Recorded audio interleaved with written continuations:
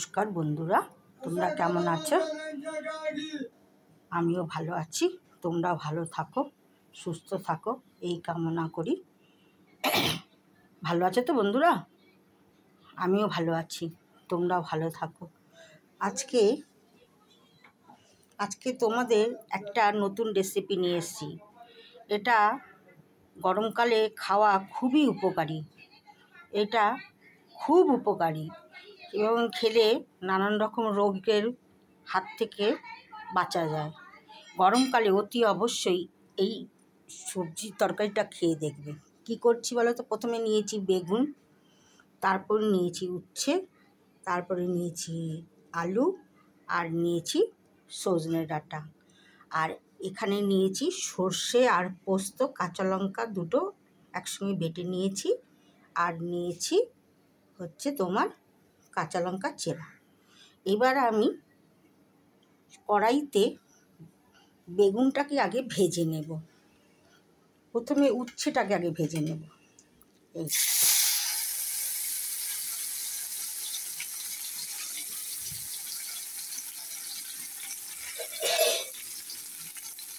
এটা উচ্ছেটাকে আগে ভালো করে ভেজে তারপরে বেগুনটাকে ভাজবো।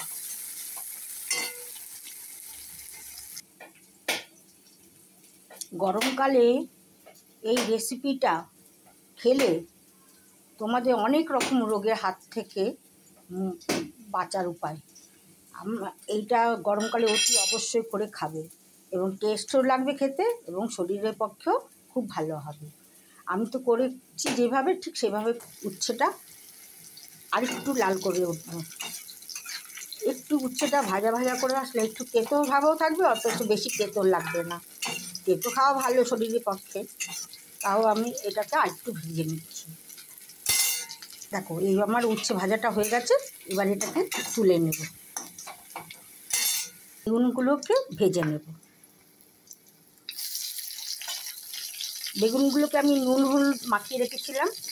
এবার এটাকে একটু চিপড়ে, মানে নুন জলটাকে বার করে নিলে কী হবে, খাস্তে হবে, মুচমুচে হবে।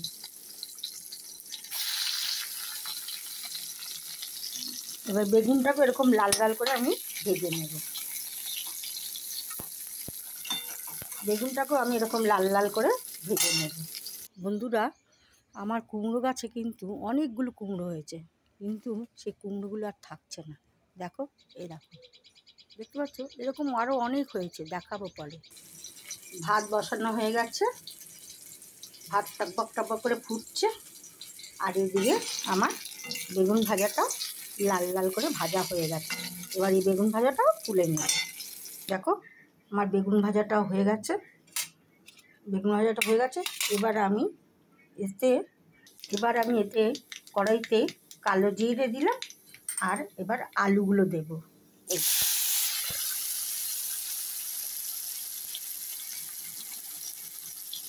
আলুগুলো দিয়ে দিচ্ছি। আলুগুলো যখন আমার আদা ভাজা ভাজা হয়ে আসবে, তখন আমি সজনে ডাঁটাগুলো দিয়ে দেবো। এই আর এখানে কটা কাঁচা লঙ্কা চেরা দিয়ে দিলাম।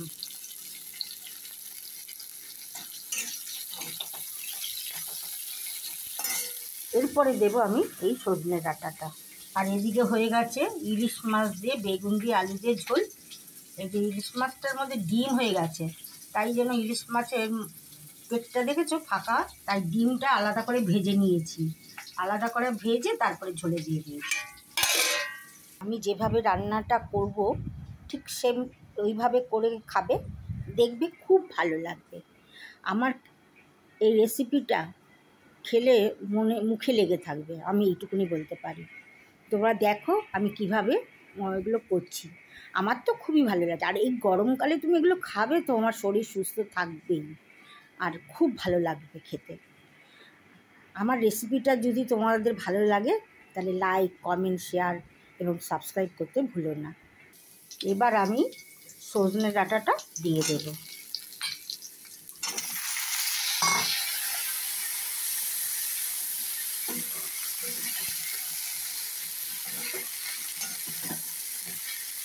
আলু আর সজনে ডাঁটাটা দিয়ে আমি একটু কম আঁচ দিয়ে একটু ঢেকে দেবো।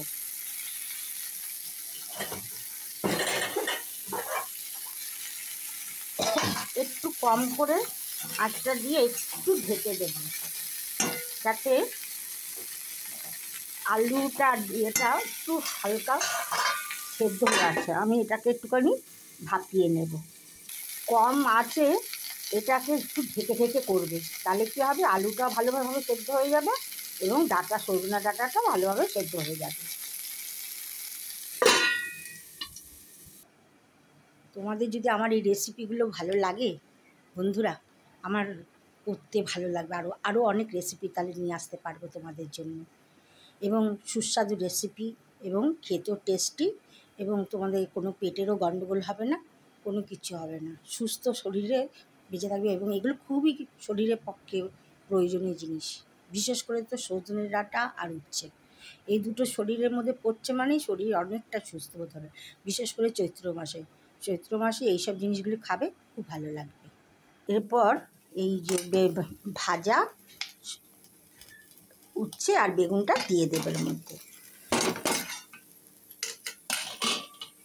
ভাজা উচ্ছে আর বেগুনটা দিয়ে দিলাম, কারণ এখানে আলুটা সেদ্ধ হয়ে গেছে।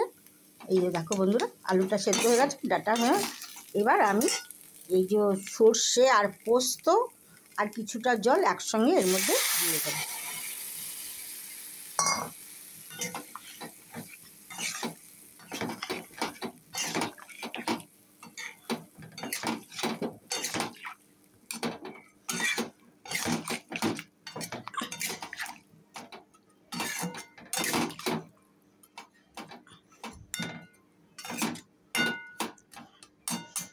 এটাকে আবারও আমি ঢেকে দেব।